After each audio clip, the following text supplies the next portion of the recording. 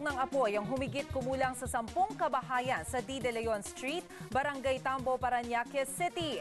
Tinatayang nasa 20 pamilya ang apektado at umabot ng 1 milyong piso ang pinsala ng sunog. Ayon kay Senior Fire Officer 3 Teodorico Gatchalian Arson, posibleng faulty electrical wiring daw ang sanhi ng sunog. Umabot ang sunog hanggang ika-4 na alarma na nagtagal ng halos 1 oras. Wala namang naiulat na nasugatan o nasawi sa insidente. Nasa kote naman ng mga pulis ang mag-live-in partner na notorious na mga illegal recruiter sa pinagtataguan nilang safe house sa Dasmariñas, Cavite. Nakilala ang mga suspect na sila Rowena Reyes, 45 anyos at live-in partner nitong si Joseph Laksamana, 32 anyos. Nasa 30 tao ang naloko ng dalawa matapos nilang hingan ng tig 60,000 pesos para makapagtrabaho sa ibang bansa.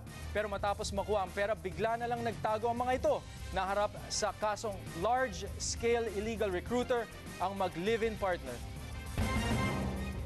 Ginunita ng Grupong Promotion of Church People's Response o PCPR ang ika-40 araw ng pagkamatay ng misyonaryong pare na si Father Fausto Tentorio. Bukod sa misa sa Quiapo at Santa Cruz Church, nag-alay rin ng bulaklak at nagtirik ng kandila ang grupo sa Plaza Miranda. Hiling nila sa gobyerno madaliin ang pagresolba sa kasong pagpaslang kay Father Pops. October 17 ang pagbabarili ng pari sa garahe ng Mother of Perpetual Hell Parish sa Arakan Valley, North Cotabato.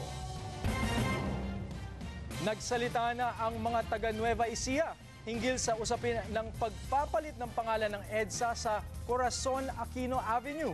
Git nila kasaysayan ang posibleng mabaliwala sakaling mapalitan ang pangalan ng dati nilang gobernador na si Epifanio de los Santos. Itong report ni Kayemson. Dismayado ang ilang taga Nueva Ecija nang mabalita ang papalitan umano ang pangalan ng pangunahing lansangan na EDSA o Epifanio de los Santos Avenue sa Corazon Aquino Avenue bilang papugay umano sa dating Pangulong Cory. Naging gobernador kasi ng kanilang probinsya si Epifanio de los Santos. Gawa na lang nila ng ibang street na maaakop dun sa pinag-anuhan ni Madam Cory. Pag na natin pakialaman yung EDSA, hayaan na yung EDSA, talagang EDSA. Pero para sa akin, hindi na rin kailangan kasi tama na rin yung in memory ni Epifanio de los Santos. Sana po gumawa lang po sila ng sariling highway po para po sa ating pong late na Pangulo na si Corazon Aquino. Dapat din daw isaalang-alang ang kasaysayan ng Pilipinas sa maaaring maapektuhan oras na palitan ng pangalan ng EDSA. Recognize kasi sa history ang importante doon yun na paano mo kikilalanin? Saan ba naganap yun na People Power Revolt? Diba? They usually say it EDSA. Matatandaan na naluklok sa pwesto bilang ika-11 at kauna-unahang babaeng Pangulo ng bansa si Corazon Aquino nang dahil sa EDSA People Power noong taong 1986. Naiintindihan naman daw ng pamunuan ng Nueva Ecija ang importansya ng EDSA sa buhay ng dating Pangulong Aquino. Kaya kung pwede, isunod na lang sa pangalan ng dating Pangulo ang parte kung saan naganap ang People Power. Sa ganitong paraan, mananatili pa rin daw buhay ang kasaysayan ng bansa. So paraan na lang ng mga legislator natin kung paano ilalagay ng tama yung pangalan ni Epifanio de los Santos at saka ni former President Cory Aquino. Kay Imson, News 5.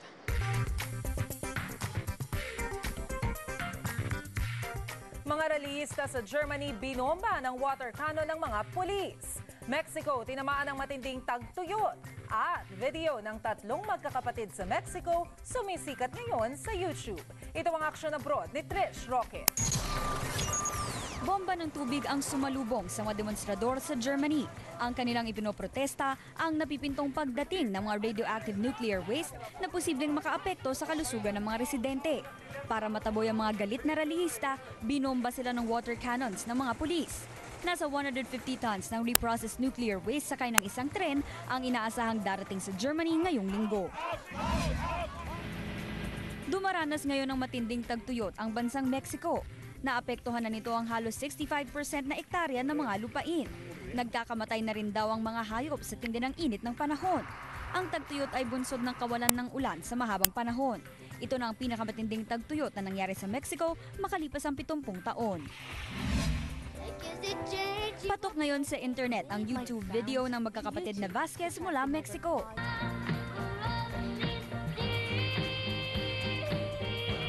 Sa video, makikita ang cute na tumutugtog at kumakanta ang magkakapatid sa awiting Rolling in the Deep ni Adele. Ang 10-year-old na si Angie ang lead vocalist. Ang kuya naman nito na si Gustavo ang nasa drums, habang ang panganay na si Abelardo ang nasa guitar, bass at piano. Umabot na sa mahigit 5 million hits ang video ng magkakapatid. Dahil dito, plano na ng magkakapatid na maglabas ng kanta online kada buwan. Trish Roque, News 5.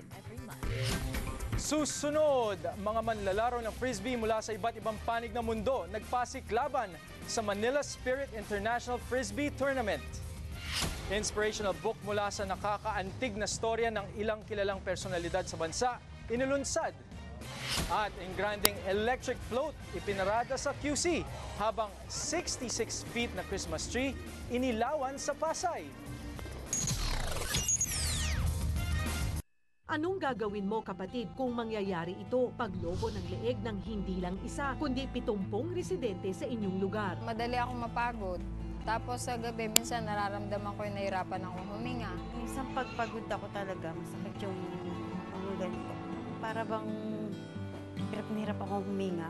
O kaya'y ipanganak sa inyong pamilya ang isang batang habang buhay ng may marurupok na buto. Nakakapaglaro ka sa labas? Opo, kaya may sakit po ako. Natatakot kang tumakbo? Bigyan niyo na po siya ng buo sa akin. Huwag niyo nang bawiin. Yun ang lagi kong dinadasal. Ang sandata sa mga ganitong sitwasyon, impormasyon at inspirasyon mula sa kakampi nyo tuwing Sabado alas 6 ng umaga at Linggo alas 7 ng umaga sa TV5.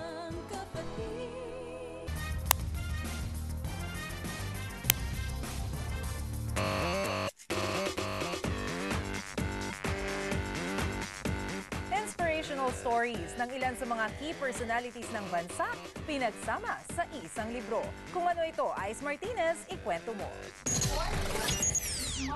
Formal na ni-launch ang librong Against All Odds sa Manila Polo Club. Pinangunahan ito ni Flor Gozon Tariela na siyang nag-compile sa iba't ibang kwento sa libro, ang editor na si Mia Lochenko kasama ang publisher na si Carolina Jimenez. Against all odds, it looks like you're desperate, no more chance, but you know God is always in control and He always delivers.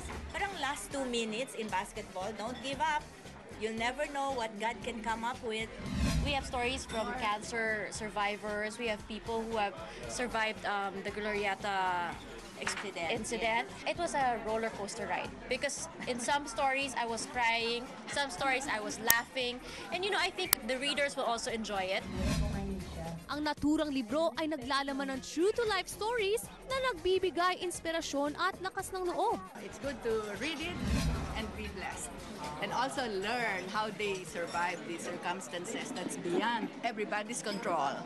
But God gave them the way to get out of that problem.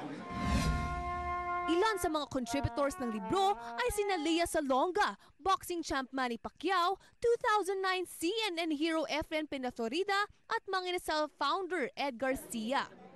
Ice Martinez, News 5.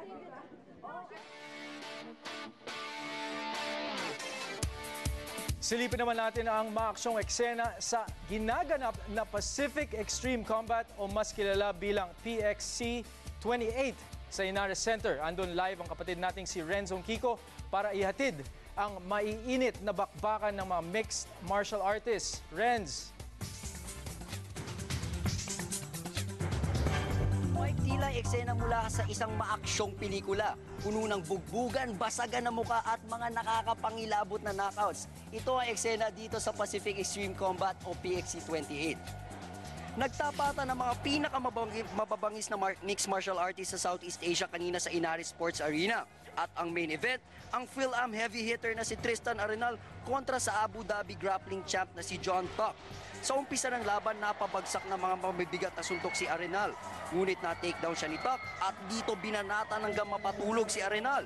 Nagpakitang dilas din ang ibang nating mga kapatid na Pinoy.